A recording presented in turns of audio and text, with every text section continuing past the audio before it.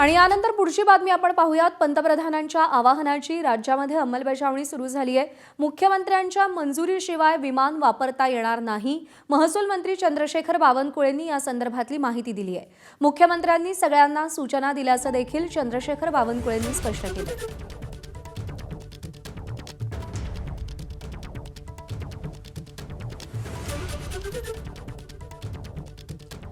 इंधनाचा वापर जपून करा असं आवाहन पंतप्रधान नरेंद्र मोदींनी केलेलं होतं। त्यासोबतच वर्षभर सोनं खरेदी टाळा, खाद्यतेलाचा वापर कमी करा असं देखील पंतप्रधानांनी सुचवलेलं होतं।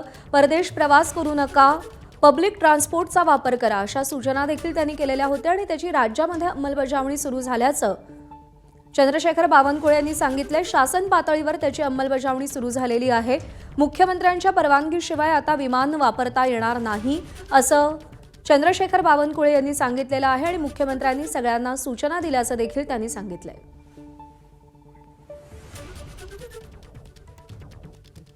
कोण वापरताय? एखाद वेळी अर्जंट असेल तरच वापरताय, कोणी खूप तातडीचं आहे। आपण बघा, माझ्या वर्षभराच्या ह्याच्यामध्ये तर मी 4-5दा आणि जेव्हा अर्जंट तेव्हाच गेलो। आमचे मंत्री जात नाही फार, मान्य मुख्यमंत्री उपमुख्यमंत्री तेवढा त्यांचा इतका बिझी, राज्याचा मुख्यमंत्री फारच बिझी असतात।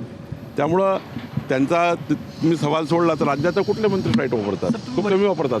माझ्या जास्तीत जास्त बैठका ऑनलाईनच असतात। मी कधी कलेक्टरला आपल्या ऑफिसला बोलवत नाही, मी कुठल्याही विभागीय आयुक्ताला माझ्या ऑफिसला बोलवत नाही। मॅक्झिमम बैठका ते कलेक्टर सोलापूरला होते, नागपूरला, यांनाही माहिती आहे। मी फार कमी कलेक्टरला बोलवतो। माझ्या त्या ठिकाणी प्रोटोकॉलमध्ये कलेक्टर येऊ नये आमच्या पहिलेच सूचना आहे। त्यामुळं आम्ही फार अधिकाऱ्यांना फार ट्रॅव्हल करायला लावत नाही। आम्ही ऑनलाईनच त्या ठिकाणी या बैठका करतो आणि तसं सोल्युशन काढतो।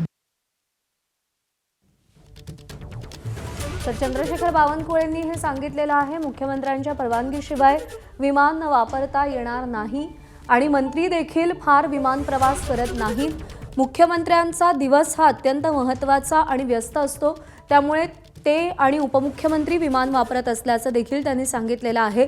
राज्यामध्ये पंतप्रधानांच्या आवाहनाची अंमलबजावणी सुरू झाल्याचं चंद्रशेखर बावनकुळेंनी सांगितलंय। एबीपी माझा, उघडा डोळे बघा नीट।